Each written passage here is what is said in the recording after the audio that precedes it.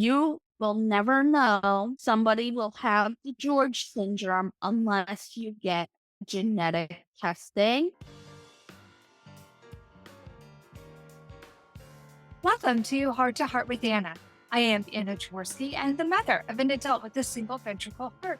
That's the reason I'm the host of your program. Today's guest is Regina Lawrence, mother to 11-year-old Tina and 3-year-old Aubrey. She's also wife to Jeremy Lawrence. Both Aubrey and Jeremy have DiGeorge syndrome. According to Boston Children's Hospital, DiGeorge syndrome, or 22q11.2 deletion syndrome, is a genetic condition that causes a combination of medical problems.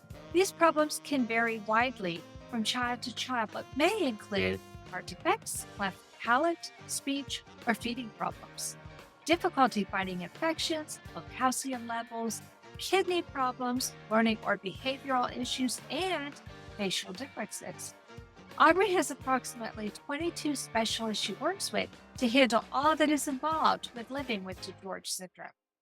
Mom Regina states that developmentally, Aubrey is approximately 18 months to 2 years of age, so she's a little bit delayed. Jeremy's diagnosis is fairly recent, and they are still learning what the diagnosis means for him. He has been referred to a cardiologist for treatment and monitoring. Jeremy is managing his diagnosis while working 2 jobs that keep him very busy, 7 days a week. That is really amazing that he's able to do that. And we now know that he's having to have his heart monitored. Regina is also a volunteer with Hearts Unite the Globe. She's part of the CHC podcast team, which is our newest podcast featuring congenital heart conversations. Welcome to Heart with Anna, Regina. I'm happy to be here and thank you for having me. I'm happy to have you on this program. It's been so much fun working with you on the CHC podcast, but it's about time you come on Heart to Heart with Anna. Yes. We learned in the opening that you have a daughter and a husband who both have DiGeorge syndrome. So let's start with Aubrey, your little girl. Can you please tell me when her heart condition and the DiGeorge syndrome diagnosis happened? I was 14 weeks pregnant with her. And they were able to determine the DiGeorge syndrome then? Yes. So I had it's called a CVS.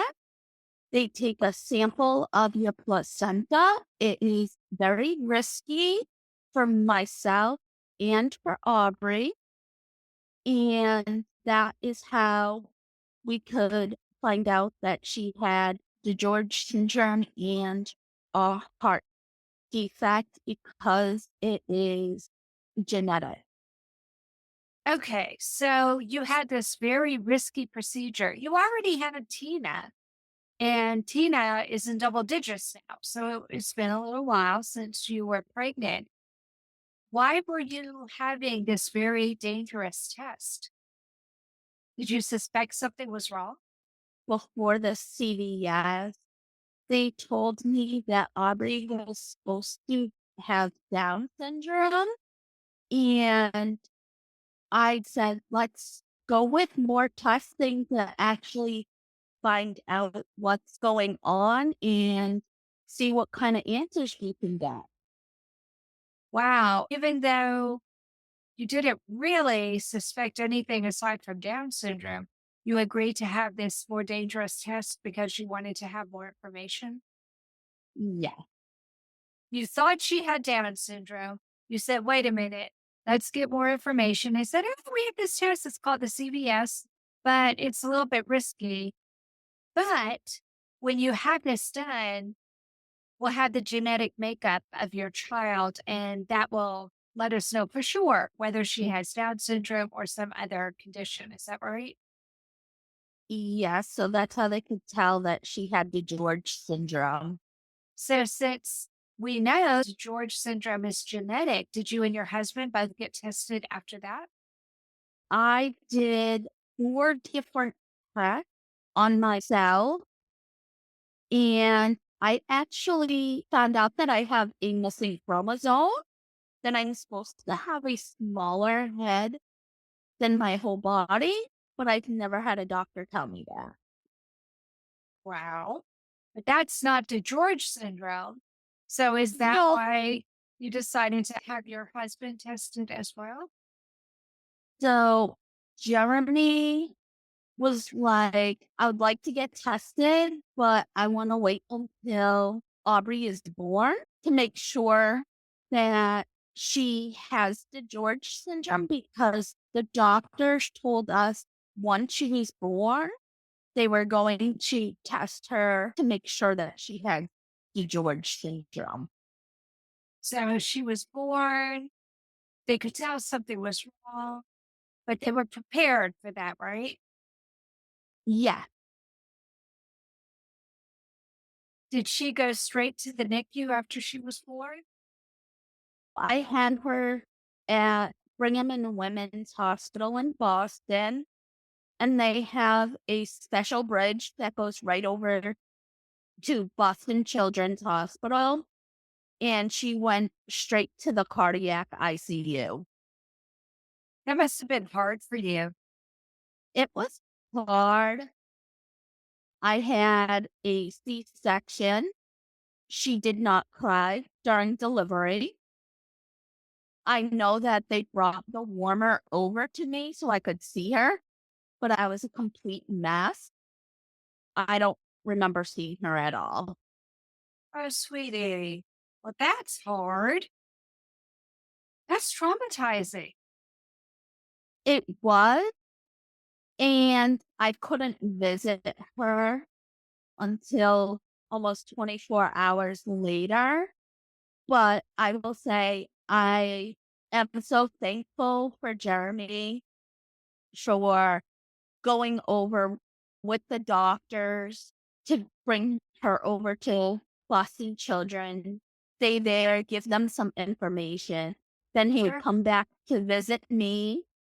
And Aw. then later on, he would go visit again and he would do Zoom or FaceTime with me just so that I could Um, see her, but it was still not the same. And it was during COVID. oh, so there were all those concerns on top of everything else. When did Aubrey have her first surgery? She was actually getting wheeled into the OR when she was exactly 24 hours and 1 minute old. Her surgery was actually 14 hours long. Oh my gosh, that's forever. What did they do? Because she had a hole in her heart, she was born without the right valve. So they had to put in a micro a valve. A mitral valve? Yes, mitral valve. Okay. So she had to have a mitral valve. She was a tiny baby. That's open heart. You can't do that in a cath lab. No.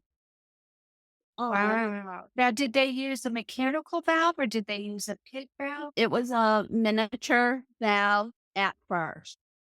Sure. Because she was so tiny. So that was her first surgery. Has she had other surgeries since then? Yes, she had her second open heart surgery at 10 months old to get her valve replaced. Okay. A week after that surgery, there was complication where she went into AV block and they had to re-intubate her. They thought she had a seizure on top of it. So they did EEG to make sure no seizures active for her 24-hour test. She was using the temporary pacemaker a lot. So the team told me and Jeremy that it was questionable that she may need a pacemaker, but she never did so far. Well, that's good because pacemakers in infants is really hard. And even now, she's not an infant, she's a little girl, but it's still so much harder to put a pacemaker in a small person. than it is an adult. Yes. Do you have any helpful advice regarding what parents should do if their baby is diagnosed with DiGeorge syndrome? All DiGeorge syndrome, everybody has different facial features, different heart condition. Not all DiGeorge syndrome candidates are the same. They're all different. It's always good to find families or find research that are with DiGeorge syndrome, even if you're just gathering together for a Zoom call and getting to meet other families because it has helped me in my life as a mother. I always thought Aubrey was the only person out there with the George syndrome, and really, I've met a lot of people. This content is not intended to be a substitute for professional medical advice, diagnosis, or treatment. The opinions expressed in the podcast are not those of Hearts Unite the Globe, but of the hosts and guests, and are intended to spark discussion about issues pertaining to congenital heart disease or bereavement. You are listening to Heart with Anna. If you have a question or comment that you would like addressed on our show, please send an email to Anna Jaworski at anna@hearttoheartwithanna.com. That's anna@hearttoheartwithanna.com. Now, back to Heart with Anna. Before the break, Regina, we found out about Aubrey's diagnosis, and some of the symptoms for DiGeorge syndrome were identified in the opening, but we haven't really talked about Aubrey except for the fact that her mitral valve had to be replaced. But you and I talked before we started recording, and you told me that she has a cleft palate. And I think that DiGeorge syndrome is like hypoplastic left heart syndrome or single ventricle, where there are no two people who are exactly alike with exactly the same symptoms. So, can you tell us what characteristics of DiGeorge syndrome Aubrey has? And then later we'll talk about what is being done to help her with those different characteristics. With the George syndrome, you can have smaller ears, a smaller nose, your mouth can be smaller. You may have, I call it a no neck neck, like you don't have a regular neck, it's just your shoulders and then your head. Aubrey has the cleft palate that we are getting repaired shortly, but otherwise, there is really not much facial features that are different. Some people with DiGeorge syndrome does not have any of that. Wow. So, how did they get the diagnosis? We didn't know Aubrey had a cleft palate until in March of this year. We knew that she had issues with her uvula, but not her palate. We found out when we went to the cleft lip and palate program that usually they wait until they're about 3, 4 years old because apparently your palate is not developed until you're 3, 4 years old. So that is why we found out a little bit later. Was she having feeding issues? Aubrey has had a feeding tube since she was 2 months old. She could Wow. never take a bottle. When she started taking puree, she couldn't swallow correctly. She went for a swallow study, and it's only a 15-minute swallow study, and she failed. But it's Aw. okay because we're still going for feeding therapy. I'm working really hard with her at home. And some days it's a hit and some days it's a miss. Her feeding tube is actually a GJ. So the G goes into your stomach, and the J goes to your small intestine. It's hard for me to imagine everything this poor little girl has been through. It's been a lot. Now let's talk about your husband. What symptoms did he have? Jeremy knew he had a feeding tube. It was just a regular G tube when he was a kid. He actually still has his scar to this day. We went back to his old records when Aubrey was 2 months old when he got tested for DiGeorge syndrome. And now he's trying to get his father tested because his mom's not alive. He wants to know what side of my family did it come from, but he's not forcing anybody to get tested. But we went back to old records, found out that he had a hole in his heart, but he has never needed surgery because it closed up when he was a child. That's amazing that he never needed surgery. And he's lucky that it did close up as a child. Was he surprised to get the diagnosis? He was surprised to get the diagnosis, but he said at least he knew what DiGeorge syndrome was because we were already Sure. doing all our information about Aubrey. And he does remember having hearing aids when he was younger. And he didn't get glasses until he was in middle school, almost high school. When he was in, I believe it was elementary school, he had ADHD.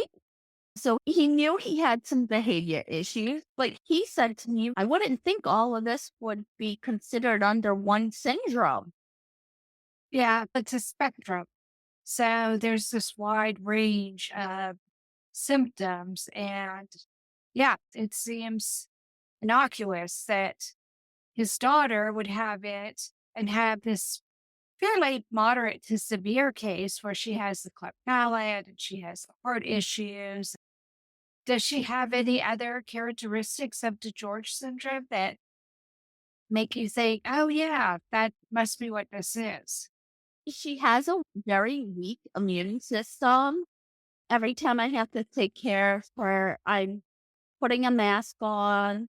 Like if I'm in my bedroom for the night, I'll take my mask off. But if I have to tend to her at night, I'm putting my mask on because I don't want her to get sick because then that means we may have to go to the ER if she gets sick because sometimes it is not good for her once she gets sick.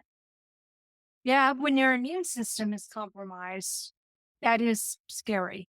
And sometimes there are things that you can get in the hospital that you can't get anywhere else. So that makes you afraid to be in the hospital. Aubrey actually loves going to the hospital. Even if we're just going to the hospital for a doctor's appointment, she will make some type of excuse to take an ER visit. But the ER doctors don't really know what to do with someone with DiGeorge syndrome, do they?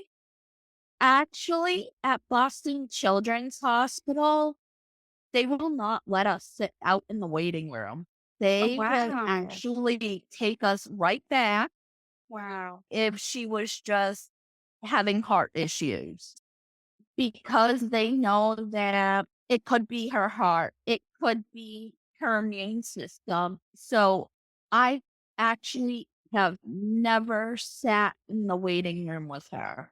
Well, that's nice. That's nice because she doesn't need to be exposed to all of that. When we have had to go to the ER and there are no rooms available, they only have 3 triage rooms, and they will take the family that's supposed to be the next bed. They will take them out to the waiting room if they're not urgent, just to have us go into that triage room just so that Aubrey is not exposed. It's good. It sounds like the doctors are doing everything they can to help her to not get sick. Yes. Okay, so we learned at the top of the show that you're also mom to Tina, and you have a husband who has DiGeorge syndrome, who wasn't diagnosed until he was an adult. You have a daughter who was diagnosed in utero. It's funny because you have opposite ends of the spectrum going on there as far as diagnosis. Have you had Tina tested or are you going to? We got Tina tested for just DiGeorge syndrome, and it came out that she does not have DiGeorge syndrome, but we just found out that she actually has a heart murmur. And it's not that concerning, but she just met with the cardiologist last week for the very first time and talked to Tina on things to go over if, say, she was at school or if she was at home, like what she would have to do or let me know, somebody at school, if she felt anything. But otherwise, Tina is a pretty healthy 11-year-old girl. I'm so glad to hear that. You have Tina, and then many years later, you ended up having Aubrey. Does the fact that your husband has DiGeorge syndrome and Aubrey has DiGeorge syndrome, has that affected your family planning, or did you only plan on having two children? Our plan was always two two kids together. Jeremy also has another daughter, and we actually don't know if she has the George syndrome. But with us just wanting the two and actually finding out about the George syndrome and talking to other families that have more than one kid that has the George syndrome, they have told Yeah. me that some things are kind of difficult. There's this one mom that I've been talking to. She has a son and a daughter, both have the George syndrome, and they're both different. One has a different heart condition, the other one has a different heart condition. One's on a feeding tube, one eats by mouth, one Oh, has wow. hearing aids, one wears glasses. Uh-huh. So even though they're both from the same family, same parents, both have DiGeorge syndrome, it's very different the way it's expressed in both of them. Yes. Embark on a heartwarming odyssey with Baby Heart's Pressure Gateway to uplifting stories for the CHD community. Introducing the Heart of a Heart Warrior book series, inspiring those born with heart defects and their loved ones. Discover the heart of a mother, the heart of a father, and my brother needs an operation. Books celebrating strength, love, and familial support. Visit babyheartspress.com and be part of our loving community, uplifting hearts one story at a time.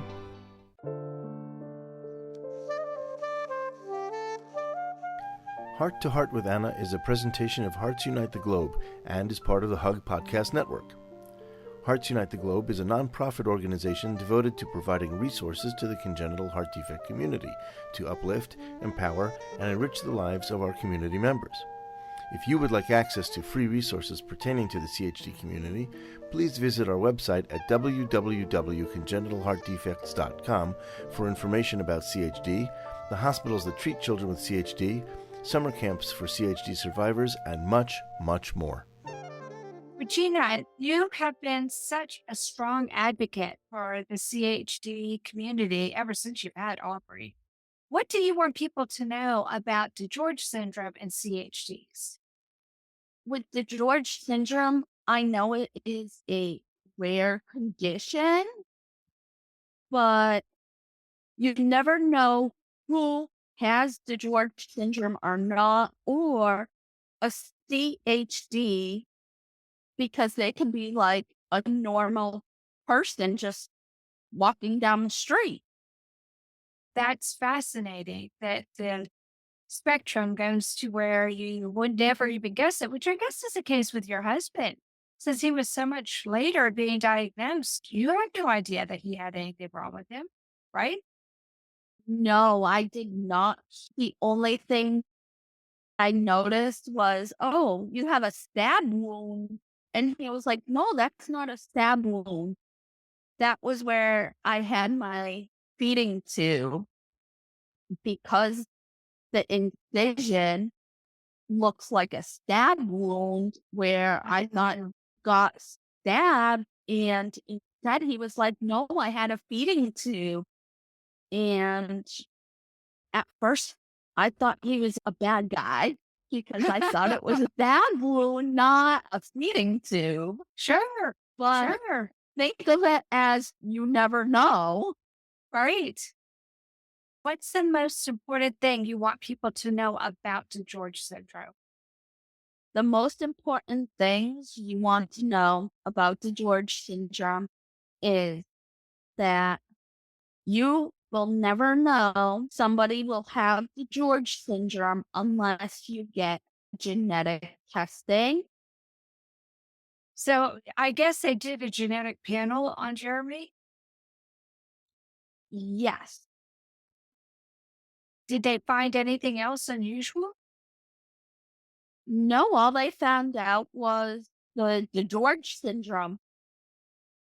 But he doesn't have a severe case of it like his daughter, and he's lived a normal life for how many years? For like 30 years before he got his diagnosis. Let's see. He found out when he was about 35. Okay. I can't believe that it's already time to end this program. It's gone by so fast, and I feel like I've learned so much. I'm so glad that even though your husband has this condition, it has not impeded his life. It hasn't hurt or affected his quality of life. He's still working hard for his family, and he doesn't seem to have any negative consequences since he got the diagnosis. Is that right? That is so true. That's just amazing to me. And does that give you hope for Aubrey? Yeah. Aubrey had a summer program because she's in special need, but they are helping her so much that one of her goals at preschool is to get her to be out of the collaborative school into a regular school by the time she gets to kindergarten or by at least second grade. I think that's a good goal. Does she seem to be on track for that? This is her first time going to preschool. We've had a couple bumps in the road, Sure. but it's okay for now.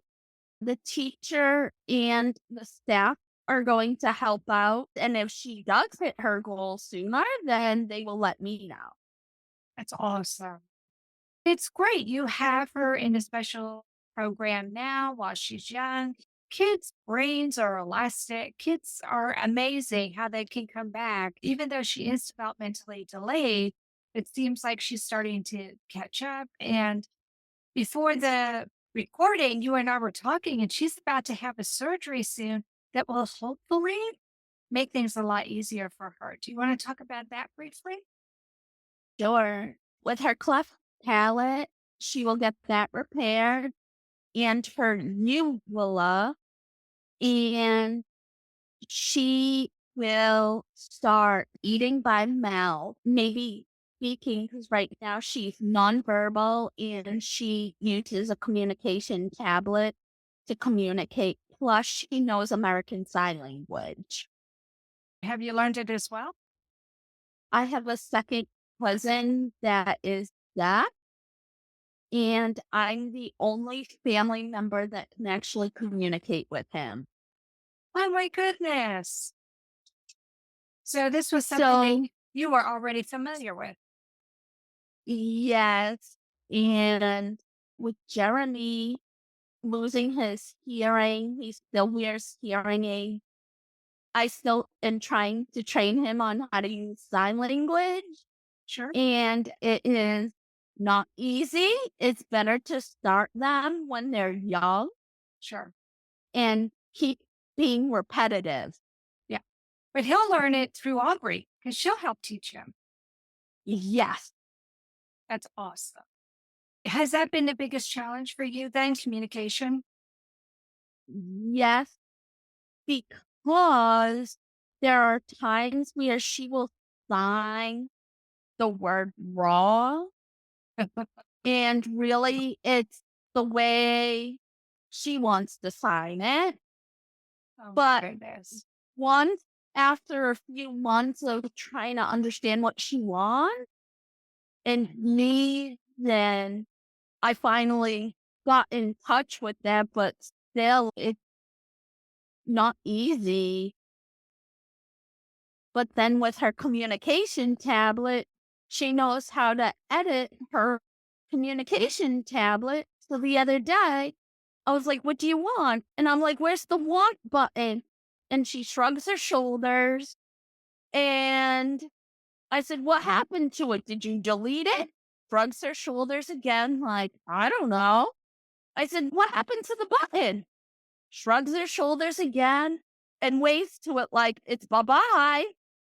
And I said, "Apparently you learned how to edit your communication tablet." Oh my gosh. That's so cool.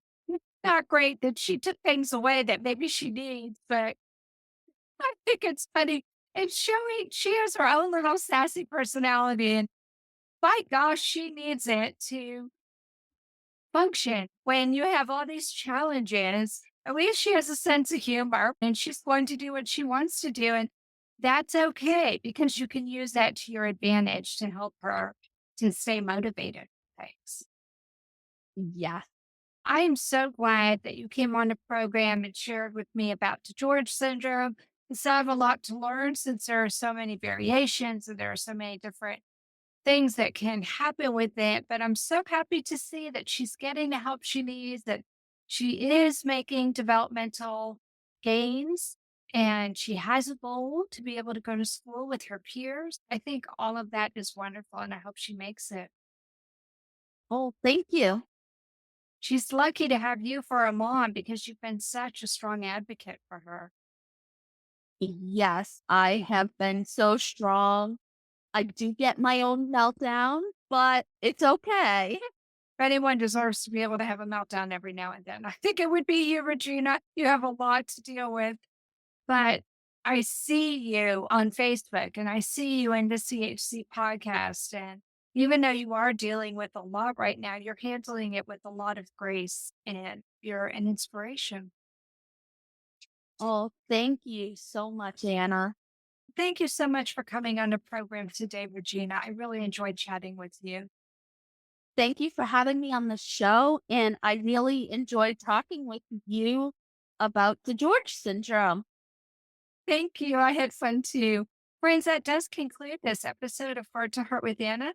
Thanks for listening today. Please consider becoming a patron or a volunteer. Regina actually volunteers with the CHC podcast, which is Congenital Heart Conversations. And I love having people who are interested in podcasting to help out. I'm always looking for volunteers for Heart to Heart with Anna.